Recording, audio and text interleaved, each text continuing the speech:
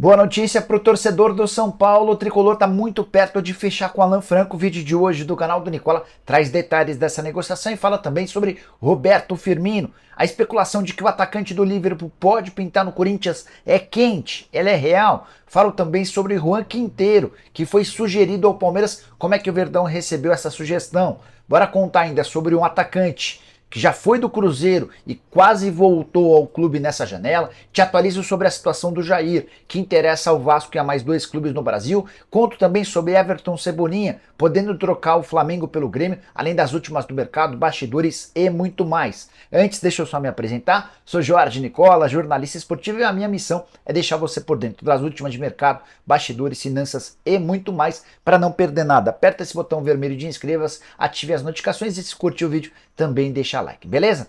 Bora contar que todo esse conteúdo é um oferecimento de Win, a casa de apostas esportivas que oferece o melhor bônus do mercado. 500% tá bom para você? Então bora começar a apostar na Win. Queria sugerir jogos da Premier League. Nessa terça-feira são duas partidas, na quarta mais uma. E a minha sugestão é que você faça uma aposta tripla, imaginando que o Chelsea vence o Bournemouth, que o Manchester United vence o Nottingham Forest e que o Manchester City vence o Leeds. Esse último jogo marcado para quarta-feira. Com a soma dessas três vitórias, a gente chega a uma odd de 2,44. Bem melhor do que apostar em qualquer uma dessas vitórias de forma individual. Vou apostar R$ 500 nessa tripla, com chance de voltarem R$ 1.220. Para você começar a apostar no Win é super simples, só pegar o link que está no comentário fixo, faz seu cadastro e não esquece de usar o meu código, que é Nicola500. Esse código vai te dar mais de 500% de bônus para você começar a brincar. Para completar, só é legal contar que você precisa fazer um depósito de qualquer valor para poder começar a participar. Esse depósito pode ser feito via Pix, PicPay, com transferência bancária, enfim, são uma série de opções. Então, vem agora mesmo se divertir comigo na Win. Bora começar o vídeo com o tradicional giro de notícias, e a primeira informação é sobre a Supercopa do Brasil, que terá Flamengo e Palmeiras. Existe a possibilidade desses times se enfrentarem fora do país, talvez na Arábia Saudita, nos Estados Unidos, mas diante da maratona de jogos do Flamengo nesse início de ano, com o Campeonato Mundial de Clubes, com também Recopa Sul-Americana, a tendência é que o jogo seja disputado no Nordeste. Qualquer novidade eu conto para vocês. Bora contar também que o PSV anunciou nas últimas horas a venda de Gakpo, um dos principais jogadores da última Copa, holandês que marcou 3 gols, só 23 anos de idade. Ele é novo reforço do Liverpool. E embora o PSV não tenha revelado as cifras, o anúncio do diretor de futebol do clube é de que se trata de uma das maiores transferências da história do futebol no mundo. Bora contar ainda que Carlos Sanches, meio atacante do Santos, que havia sido afastado depois da constatação de pequenas alterações num exame cardíaco, ele está de volta aos treinos do Santos. Foi submetido a uma segunda bateria de exames que não mostrou absolutamente nada. Para fechar o giro de notícias, queria explicar sobre Calegari, lateral direito que pertence ao Fluminense. O Edmo Pinheiro, que é o diretor do Goiás, se acertou com o Mário Bittencourt, presidente do Flu, para a transferência do jogador. Mas, na hora de conversar com o empresário, a coisa degringolou. O mesmo empresário do Calegari também cuida do Reinaldo, zagueiro que deixou recentemente o Goiás. E o empresário havia afirmado que para o Calegari talvez não fosse bacana jogar no Goiás, até porque ele tinha uma proposta da Udinese. Qual não foi a surpresa do Goiás ao ver notícias de que o Calegari estava fechando com o Goiás, quando na verdade não está, por conta do empresário. Então o Goiás tem convicção de que esse empresário está usando o Goiás para forçar a Udinese a acelerar esse processo de proposta. Para completar a última do giro de notícias, contar que o América deve anunciar em janeiro a sua SAF, negociações bastante avançadas. Um dos poucos pontos que ainda precisam ser fechados é a respeito de quem vai comandar o futebol do clube. A tendência é que o Marcos Salom, que já cuida do América, siga nesse processo. Bora falar sobre Roberto Firmino e a possibilidade de o atacante do Liverpool estar um tempão no clube inglês, virar reforço do Corinthians em junho de 2023. Essa especulação começou nas redes sociais sem nenhuma confirmação de qualquer das partes. Nem do Corinthians, nem do Firmino, muito menos do Liverpool.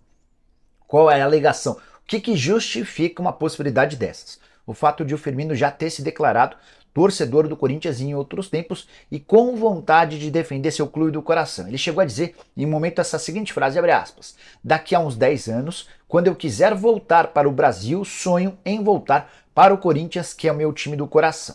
O problema é que essa declaração dada à TNT foi feita em maio de 2018, ou seja, Foram menos de 5 anos dessa declaração e ele lá atrás havia dito que tinha intenção de voltar em 10 anos. Firmino, que tem só 31 anos de idade, de fato fica livre a partir de junho de 2023, mas não deve voltar para o Corinthians nesse momento, até porque ele ainda segue muito badalado no futebol inglês. Só para você entender, na Inglaterra, uma das principais discussões durante a Copa era por que o Brasil não havia convocado o Firmino, qual a lógica de deixar alguém que é tão importante no Liverpool fora da lista da seleção brasileira. Então, ainda que não fique no Liverpool, eu apostaria na renovação do contrato. A tendência é que o Firmino tenha outras grandes propostas para seguir por lá. E aí um pouquinho mais velho, talvez com 34, 35 anos de idade, aí sim dá para imaginar o Roberto Firmino jogando com a camisa do Timão, até porque é um desejo dele.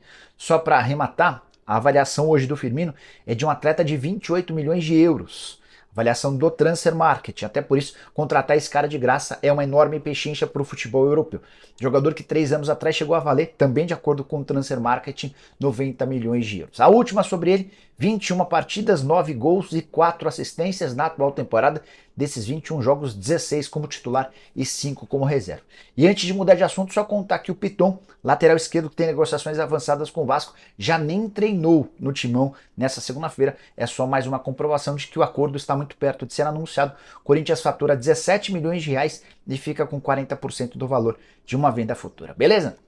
Bora falar agora sobre Palmeiras e Juan Quintero, o meio atacante colombiano de 29 anos de idade, que está de saída do River Plate. Ele foi sugerido para vários clubes brasileiros, para o Flamengo, para o Palmeiras, para o Vasco, para o Atlético Mineiro, e no Palmeiras a coisa não avançou, apesar dele ter características parecidas à do Gustavo Scarpa. E eu queria te explicar o que está acontecendo, por que está todo mundo contratando jogadores, menos o Palmeiras. A explicação é Abel Ferreira. O técnico do Verdão entende que não há necessidade da contratação de jogadores, exceto um volante canhoto. O Abel prefere trabalhar com elencos curtos, em que ele estimule a competitividade interna e possa dar oportunidade para todo mundo jogar. É por isso que o Quinteiro está descartado, que o Claudinho, que foi especulado outro dia, também está fora. É por isso que um atacante de lado dificilmente vai chegar. O Palmeiras fará contratações pontuais. E a única boa vantagem de toda essa história é que tanto o Abel quanto a Leila Pereira deixaram isso bem claro durante o final da temporada de 2022, nas últimas rodadas do Campeonato Brasileiro. Nicola, mas e o substituto do Scarpa? Na visão do Abel, vai ser o Tabata e o Rafael Veiga, que está recuperado. Nicola, mas e para o ataque? O Palmeiras entende que o Giovani, totalmente recuperado de contusões, vai se colocar à disposição e o Luiz Guilherme vai ser promovido da base num futuro não tão distante. Isso sem falar no Atuesta, no Flaco Lopes, no Navarro, que foram contratados, agora mais adaptados, podem dar conta do recado. Se eu concordo, diria que não, mas é a visão do Abel Ferreira. Leila dá enorme moral e prestígio para o treinador e é assim que o Palmeiras vai fazer. Então o Juan Quintero, que chegou a ser oferecido pelo Palmeiras, está completamente descartado. De acordo com a imprensa argentina, hoje o favorito para contratar o atleta colombiano é o Flamengo. Só para fechar sobre o Palmeiras, mais 2 informações. O Tabata decidiu se reapresentar das férias antes e está treinando já na academia de futebol, enquanto o empresário do Merentiel afirmou que tem 2 clubes brasileiros com os quais ele conversa. Descartou a possibilidade de um deles ser um internacional, mas assegurou que outros 2 estão na parada, um certamente é o Coritiba. Quero falar sobre o Cruzeiro com uma informação exclusiva. Você, torcedor cruzeirense, lembra do Elber? Atacante formado na base do clube, hoje com 30 anos de idade, ele defende o Yokohama Marinos. Foi o campeão japonês da atual temporada, brilhante a passagem dele por lá. Nesse ano ele jogou 35 vezes com 8 gols e 6 assistências, titular absoluto. Nos últimos dias, os representantes do Cruzeiro entraram em contato com o staff do Elber para saber das condições, se não haveria possibilidade do Elber voltar ao Cruzeiro para jogar na temporada de 2023. A avaliação é de que ele se encaixa no perfil procurado pelo Paulo Pesolano. A resposta que veio do staff do jogador é de que não há nenhuma chance disso acontecer, porque o Yokohama Marinos, além de não liberar o atleta, ainda gostaria de renovar o contrato. O vínculo atual se encerra em 31 de dezembro de 2023. O Elber aceita continuar mais um ano no Yokohama Marinos, mas não está muito à vontade para estender esse contrato. Então, o Elber no Cruzeiro em 2023 é algo praticamente impossível, mas para janeiro de 2024 pode ser uma boa possibilidade. Atleta que, repito, vive boa fase no futebol japonês. Você lembra dele? Foi revelado no Cruzeiro, teve passagens por Curitiba, Sport, Bahia, até se mudar para o futebol japonês. Bora falar agora sobre o São Paulo, que deve anunciar nas próximas horas a contratação de Alan Franco, o zagueiro argentino de 26 anos de idade que pertence ao Atlanta United. E o São Paulo conseguiu convencer o time da Major League Soccer a liberar o atleta por empréstimo de uma temporada com opção de compra. No primeiro momento, o Atlanta só topava negociar o jogador em definitivo de venda. O Alan Franco ajudou, participou desse processo e conseguiu o convencimento dos americanos de que o melhor negócio seria por empréstimo. Dessa maneira, o Alan Franco se junta a Arboleda, Ferrarese e Beraldo para formar a zaga do São Paulo. O tricolor tinha só 3 zagueiros, passa a ter 4. Isso porque o Miranda foi embora, não teve o contrato renovado. O Luizão foi jogar no West Ham, além do Léo Pelé, que foi vendido para o Vasco da Gama. O São Paulo vive uma crise por falta de jogadores para o sistema defensivo. A grande consequência da chegada do Alan Franco, que era super badalado, chega para ser titular absoluto, é o inchaço em relação a estrangeiros. São Paulo contará nos próximos dias com 8 gringos. Vale a lembrança de que o limite é de apenas 5. Você não pode nem relacionar para uma partida mais do que 5. Não é que você precisa ter 5 em campo. Contam também os jogadores no banco de reservas. O máximo que você pode colocar numa lista de atletas para uma partida, seja no banco ou como titular, é 5. Quais são os 8 estrangeiros? Arboleda, Ferrarese, Alan Franco, Galopo, o Mendes, que está chegando, vai assinar o contrato no início de janeiro, além do Gabriel Neves, do Caleri e do Orejuela. Com esses 8 jogadores, vamos descartar o Orejuela será negociado, né? São Paulo passará a ter 7 estrangeiros. E o Rogério Ceni vai precisar fazer um revezamento de 2 jogadores. Detalhe importante, desses 7, eu estou excluindo o Orejuela, todos com papel importante num elenco extremamente curto, um elenco extremamente sem qualidade, especialmente pelas últimas baixas. Só para arrematar, muita gente perguntando se o Arboleda pode se naturalizar brasileiro. Eu conversei antes de gravar o vídeo mais uma vez com o dirigente do São Paulo, ele falou que não existe nenhum movimento sobre esse processo no momento. Quero falar agora sobre o Vasco da Gama e mais especificamente sobre Jair, volante de 28 anos de idade, pertence ao Atlético Mineiro e está na mira de vários clubes do país. Um deles certamente é o Vasco. Consegui a confirmação dessa história antes da gravação desse vídeo, para ser mais preciso, durante o programa do Nicola. Nessa segunda-feira eu mandei mensagem para uma fonte minha lá no Galo e a pessoa confirmou que o Vasco é um daqueles 3 clubes que fizeram consultas ao Atlético Mineiro. As consultas ainda não se transformaram em propostas oficiais, até porque o Atlético deixou bem claro que não tem nenhuma intenção em emprestar o Jair e ele só sai por mais ou menos 4 milhões de dólares. Esses 4 milhões de dólares hoje equivalem a 21 milhões de reais. Valor relativamente salgado para um atleta de 28 anos. Dos clubes citados, dá para garantir que o Vasco é um interessado. Outros que tiveram seu nome vinculado ao Jair em especulações nos últimos dias. O São Paulo, o Grêmio e o Internacional. Não consegui confirmar com essa minha fonte no Galo se qual desses 3 faz parte do pacote de clubes que entraram em contato com o Galo, sugerindo ou sondando a situação do atleta.